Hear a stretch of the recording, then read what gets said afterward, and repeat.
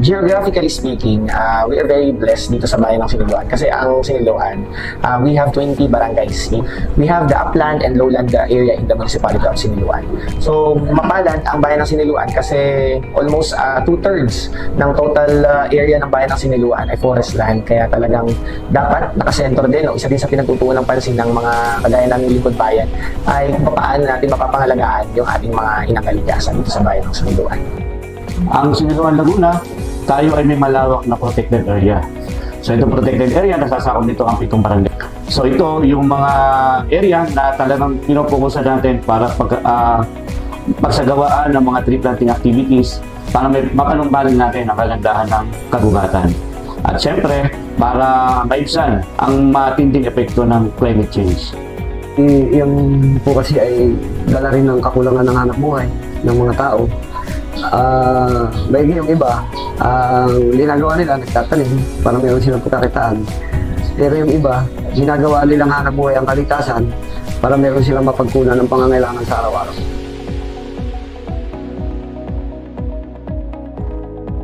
Sa Siniloan, we are considered as the waterfall sanctuary of Eastern Laguna. We have almost nasa 20 plus na waterfalls dito sa bayan ng Siniloan. Kaya ipagmamalaki namin yung aming likas yaman dito sa bayan ng Siniloan na napapakinabangan ng mga kababayan namin Siniloenses, mga turista. So isa yan sa talagang pinagmamalaki namin bukod sa mga napakadaming mga produkto dito sa bayan ng Siniloan. Ang mga Siniloeños ay natural na pagiging hospitable, palakaibigan, madaling maging makagaan ng loob. Kaya pag ang mga turista pupunta sa Siniloan, madaling nagiging kaibigan ng mga taga-Siniloan. Bukod pa, ang aming bayan ay may mga tourist destination katulad ng mga falls. So, ang Buruisan Falls, ang Tulay na Bato Falls, ang Batcha-Batcha Falls. So, marami kaming falls na pwedeng i-offer dito sa bayan ng Siniloan na atin pong pinapangalagaan.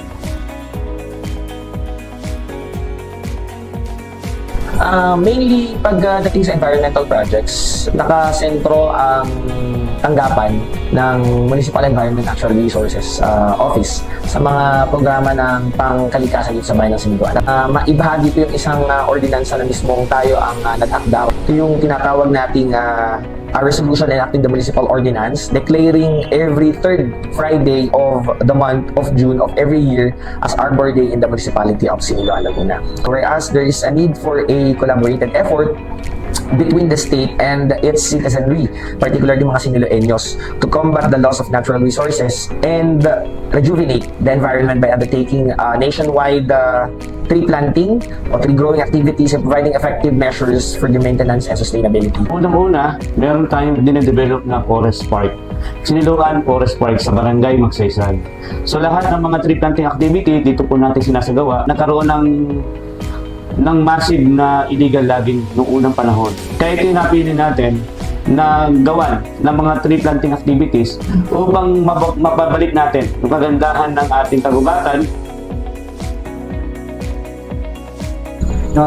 Tungkol po sa pagtatanim ng puno ay bawat po naman na individual na tao o Pilipino dito sa ating bayan ay yan po ay isang kaakibat na ang bawat tao ay may karapatan na mangalaga, magtanim ng mga punong kahoy na pakikinabangan ng hindi lang isang tao.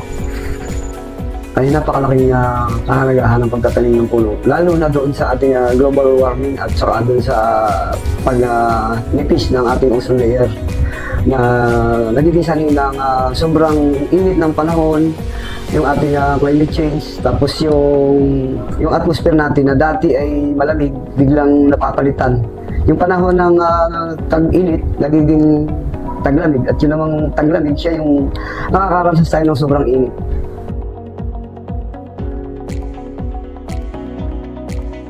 We are very blessed na sa Siniloan dinaos yung T4S or yung Trees for Sustainability ng Philippine Center for Environmental Protection and Sustainable Development Incorporated.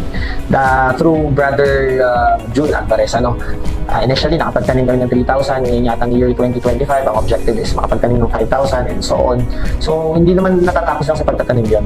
Naniniwala ako na talagang malaking maiaambag nito. So, nagpapasalamat ako kasi may mga ilan kami mga kababayan Siniloeños na nabigyan ng livelihood dahil isa sila sa mga, sabihin natin mga nag-maintain nung lugar, nung site, location, sa field na pinagtaniman natin. So malaking bagay yun sa mga kababayan namin Siniloeños na nabigyan ng oportunidad, na mabigyan ng trabaho para maging bahagi sa pangangalaga ng ating inakalikasan.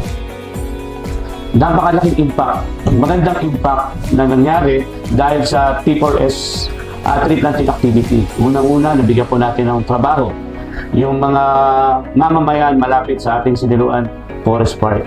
Pangalawa, nataniman natin yung mga kalbo na nakabundukan dyan sa ating Siniloan Forest Park. Then, nakapagbigay pa sila ng mga materyales, tools and equipment para magamit natin sa pagpapanatili ng kaayusan sa ating Siniloan Forest Park. Siyempre po, sa katulad nga namin, sa tulad ng babanggitin ko, bilang isang namumuno sa barangay, masustain, kumbaga maalagaan yung kanilang mga pinaghirapan, punduhan ng mga sponsor para hindi naman sila maglumang tiwala sa pangangalaga na binibigay. Ang naging gawa po namin dyan ay sa gamasan, gahukin, abunuhan. Doon po ay naramdaman na namin kung paano ang kahalagahan ng pagtatanim.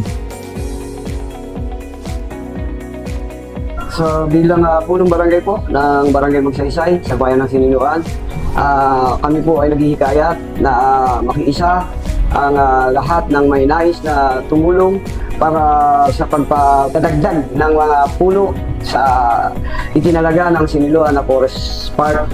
Dahil meron po kami ditong mga iba't ibang magagandang tanawin, magagandang poles na magsisilbing pasyalan din kapag itong programang ito ay naipagpatuloy at napangalagaan ng mabuti.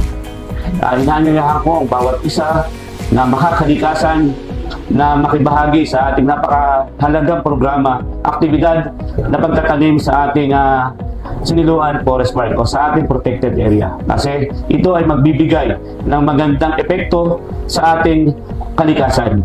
Hindi lang sa ating kalikasan, sa ating mga mamamayan ng bayan ng Siniloan upang makapagbigay ng magandang hangin ang mga puno na ating tinatanim at maiwasan ng mga flash flood kapag malakas ang pagulan. Doon po sa mga gusto makarating sa Forest Park ng bayan ng Siniloan, dito po sa Barangay Magsaysay, kayo po ay aking hinikayat na mag-sponsor sa T4S para po mabigyan ng pondo at mapalaki pa ang ginagawa po namin dito na pagtatanim. At bukod po doon ay magkaroon pa ho ng mas maraming trabaho ang aming mga kabarangay. Yan po ang layunin ng isa sa ng T4S dito sa aming barangay na magkaroon kami ng trabaho na makakatulong po ng malaking bagay. Hinikayat ko lahat ng mga kabataan, lahat ng mga kapwa ko Siniloeños, lahat ng mga kapwa ko Pilipino na maging bahagi tayo sa pag-ambag natin upang muling manumbalik ang ganda ng ating inakalikasan. Palaging sinasabi ko at nabanggit din naman ng inyong institusyon na ngayong panahon na ito puno ng polusyon. So, dapat ang maging puno ang solusyon na ang kalikasan, kaya niya mabuhay nang wala yung mga tao. Pero tayong mga tao, hindi natin kaya mabuhay nang walang kalikasan. Kaya mahalin natin ang kalikasan, patuloy tayong magmahal sa inang kalikasan na patuloy na nagbibigay sa atin ng buhay. Maraming salamat at magandang araw po sa ating lahat.